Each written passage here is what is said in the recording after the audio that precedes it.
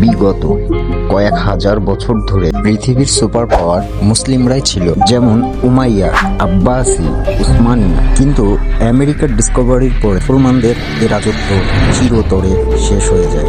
আমেরিকার আগে দুনিয়ার সুপার পাওয়ার ছিল উসমানী, কিন্তু আমেরিকার ডিসকভারির পরে দুনিয়ার সুপার পাওয়ারের লিস্ট থেকেই বের হয়ে যায়। নতুন দুনিয়ার আমেরিকা অনেক বড় ছিল, সেখানকার জমিও ফসল উৎপাদনের জন্য খুবই উপযোগী ছিল। তবে সমস্যাটা হচ্ছে ইউরোপিয়ানরা ওখানকার সাধারণ মানুষদের আগে থেকেই ভাইরাস দিয়ে ও যুদ্ধ করে মেরে ফেলে। এরপর ইউরোপিয়ানদের আমেরিকার ভূপৃষ্ঠে রাজত্ব করার জন্য এমন কিছু লোকের দরকার ছিল যারা শক্তিশালী, আর তখনকার সব থেকে শক্তিশালী ছিল আফ্রিকানরা। ইউরোপিয়ানরা নদীপথে আফ্রিকানদের নিয়ে আমেরিকার দিকে রওনা হয়। এদেরকে কিডন্যাপ করে শিকল দিয়ে বেঁধে নৌকায় করে জানোয়ারের মতন অত্যাচার করে আমেরিকায় পাঠানো হতো। আর এভাবেই ব্রিটিশরা 3.1 মিলিয়ন আফ্রিকানদের 31 লাখ আফ্রিকান মানুষকে গোলাম বানিয়ে আমেরিকার ভিতরে আনা হয়। আর এটা শুধু 31 লাখ পর্যন্তই সীমাবদ্ধ ছিল না। ব্রিটিশরা নতুন আইন করে ভবিষ্যতে এদের যত সন্তান হবে তারা সবাই সাদা চামড়ার মানুষের গোলাম হবে। আর এভাবেই ব্রিটিশরা কালো চামড়া ব্যবহার করে আমেরিকার ইকোনমি আস্তে আস্তে শক্তিশালী করে গড়ে তোলে। আমেরিকার অর্থনীতি যেমন বেড়ে যায়, পাশাপাশি ব্রিটিশদের সাথে গ্যাঞ্জাম ও লড়াইও বেড়ে যায়। আর এই লড়াইয়েই ব্রিটিশ দুই ভাগে বিভক্ত হয়ে যায়। এক ভাগ ব্রিটিশ কলম্বোতেই বসবাস করত, আর এক ভাগ 300 বছর ধরে আমেরিকার ভিতরে বসবাস করে আসছিল।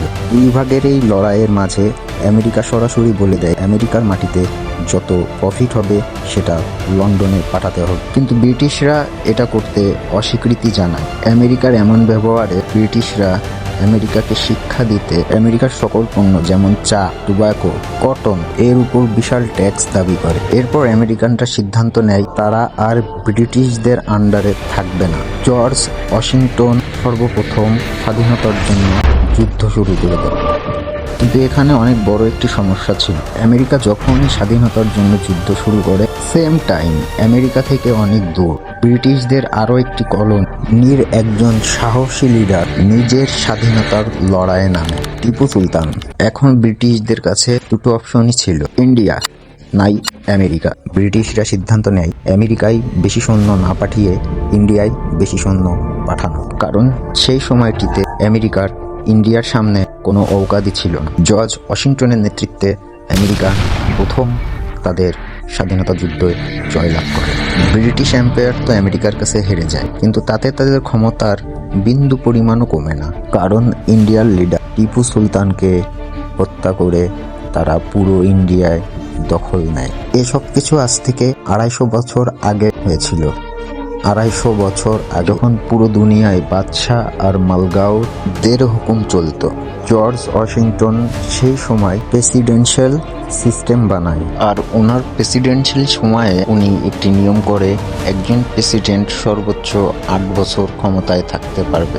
জর্জ ওয়াশিংটন তার বানানো এই নিয়মে অটল থাকতে ঠিক 8 বছর পর সে তার নিজের ক্ষমতা ছেড়ে দেয়, যদিও বা সে এটা না করলেও পারত, কারণ সে তখন ছিল ক্ষমতার শীর্ষে। আর এই নিয়ম আমেরিকার কোনো প্রেসিডেন্ট আজ পর্যন্ত ভাঙতে পারেনি। সম্মানিত দর্শক, এতক্ষণ সাথে থাকার জন্য আপনাদেরকে ধন্যবাদ। আমরা এতক্ষণ দেখেছি সুপার পাওয়ার চ্যাপ্টার 1 এবং আমরা এর পরবর্তীতে দেখব সুপার পাওয়ার চ্যাপ্টার 2। এরকম ইন্টারেস্টিং ও মজাদার ইসলামিক হিস্ট্রির ভিডিও দেখতে আমাদের সাথেই থাকুন।